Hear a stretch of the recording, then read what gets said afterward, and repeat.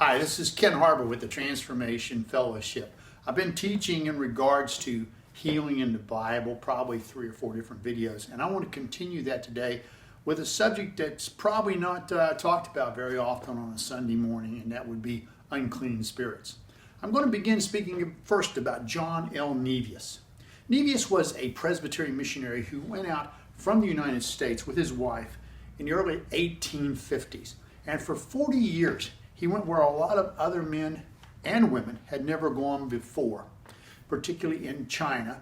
And he's well known for being in the Shantung province of China, and later among the Presbyterian for submitting a document called A Self-Determining Church, and was used to create an incredible foundation for evangelism in the country of Korea. I have a copy of a book that he wrote in the 1890s, and it was given to me by the son of a missionary who was a lifelong missionary in Korea. And that book is called Demon Possession. But what happened was when Nevius went to China, he encountered a system of understanding in spirit world that he had not understood when he was in America. Let me explain very clearly. In America, we think in a two-tiered way. The first tier is that there's the heavens, way up there somewhere. And then down here is earth, with nothing in between. And we read the Bible either as a constitution, or we read the Bible as a set of stories, all right, about a place that happened back then, but some of that stuff doesn't happen now. That's generally how most people here in this country approach it. In Asia, particularly China, Cambodia, Thailand, Burma, all these areas, India, etc., These are spirit-inundated areas, and people have a different understanding. They believe in a three-tiered system, just like the Greeks and just like the Hebrews. Now that three-tiered system is this. There's earth, there's the heavenlies, and there's a concourse of spirit world that interacts in between. And this is exactly what Nevius and his wife ran into. He actually traveled by foot over 600 miles one time, documenting the experiences he had, not only in relationship to helping people with cholera and setting up girls' schools, but also in regard to demon possession. And I won't go into that anymore except for to say his book was so astounding, and it was verified by other missionaries, by the way, that they sent out presbytery and people from the United States and Britain to go check the guy out to say, is this really going on? Because they had not experienced it. Okay? But it's very easily experienced in Asia. It's a fact. Recently, I got a newsletter from the guy we're working with in a partnership in northern Thailand, who goes into China and Cambodia and different places. And in his newsletter, he said to me, Brother Ken, I went in this village, 1, 2, 3, these things happened. By the way, this lady had a spirit. We cast it out that night. The next day, she was better. And we had church in her house. We're starting something new there. I can't begin to tell you how many times I've heard something like that, and I've experienced it. All right? And I know these things to be true. But what happens here in the United States is in our two-tiered system, we always chalk it up to something else. Now, the word unclean spirit occurs around 30-some times in the New Testament. Unclean itself is a plethora of words in the Old Testament because of the sacrificial system and keeping yourself spotless and all that type of thing. But an unclean spirit in the New Testament, you'll see it's always associated, almost always, with healings, with convulsions, with paralysis, with palsies, with blah, blah, blah. It just when the presence of God works, unclean spirits come out. You know, when the presence of God is manifest, unclean spirits come out. So here's the question people always ask me, and then I'll get to the real point of this message. The question they always ask me is, well, Ken, how come stuff like that doesn't happen here? It's because you don't see it. You don't look for it. You don't understand it, you know, and we think those were stories from the past. We've seen unclean spirits in church buildings. We've been involved in having those spirits cast out in church buildings. And my wife and I were not raised in a charismatic tradition. We're just spirit-oriented people. And also there's a gift in the New Testament called the gift of discerning spirits, Well, that's not, just to try to figure out if someone's reading the text right.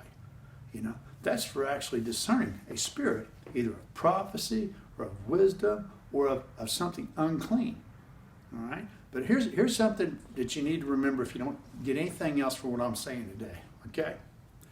In the manifest presence of God, not just when you show up, but when the presence of God shows up in fullness, unclean spirits cannot handle that. That's why in times of praise, when everyone's heart is full, in times of prayer, when there's a concourse of prayer that's so really powerful, that's a lot of times is when you'll see, for our area, all right, you'll see a spirit come out. Well, that's a fact. Okay, so anyway, how about sickness? Well, here's what we do in the United States. We divide people up into three things. We say, well, your body, your soul, your emotions, and your spirit. Well, if you have a physical problem, you go to a doc. All right? If you have an emotional problem, well, we'll send you to a psychiatrist.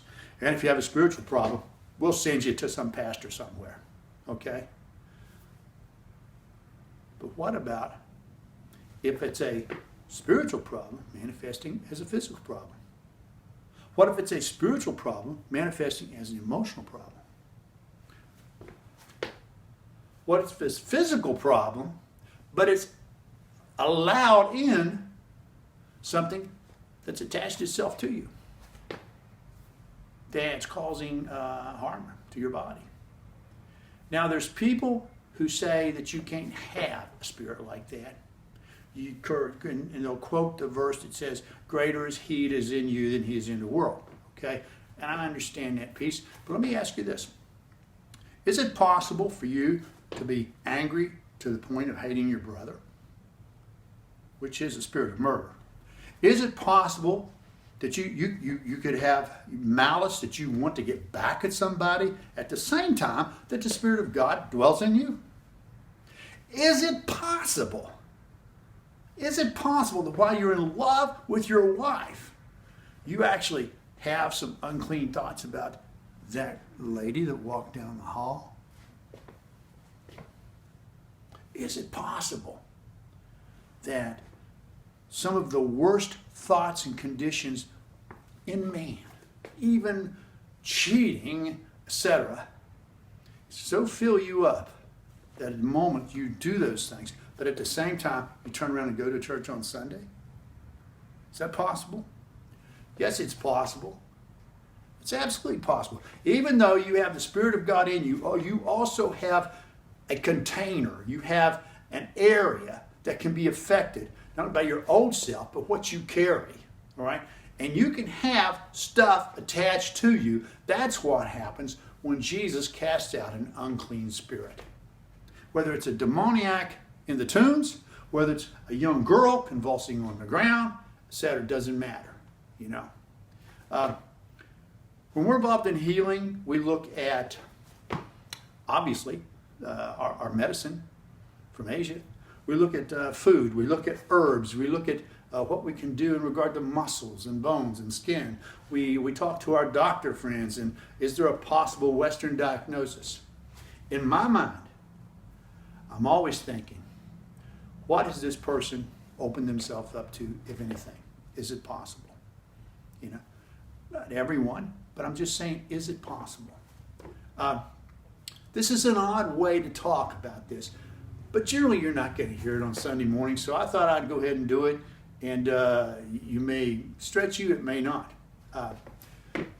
I've had people say this to me before when I've told them I've been involved in casting out these spirits, because there's folks who believe a lot of this stuff has passed on or something like that. These are the folks who generally they revere the Bible, but they read it like a constitution.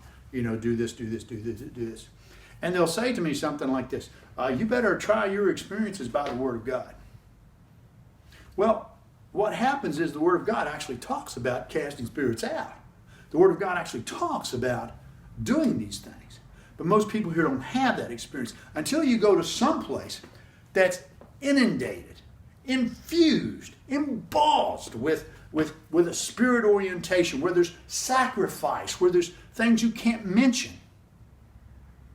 Then you feel it, you sense it, It's visceral in the air. It's thick. Yeah, anyway. But the good news is that greater is he who is in you than he who is in the world. And you can do something about these things. And you can have victory, and you don't have to be affected by those things. And a simple reading of the New Testament and the authority that we have in Jesus Christ teaches us those. Okay, so if this is too weird for you, whatever. I'm sorry. That's what we do in life, folks. We empower people, change their lives forever. And we actually work with folks who work in other places people do not. And it's not like downtown wherever you are. All right? It's not like the church you go to. In all these places, if you show up for church, you got to be ready for action. All right? You just don't get to sit and hang out. Thanks so much for taking time to listen to us. We appreciate everyone who sends donations as we help others. We appreciate sometimes probably half of the folks who get this listen to it. And if it's interest you find, the book is John L. Nevius, Demon Possession. It's a classic. The foreword of the 1894 edition, or 19, is actually written by a fellow who helped to start Dallas Theological Seminary, Merrill F. Unger, who was no slouch. Thanks so much. Enjoy your day. Remember, healing is a gift. Bye now.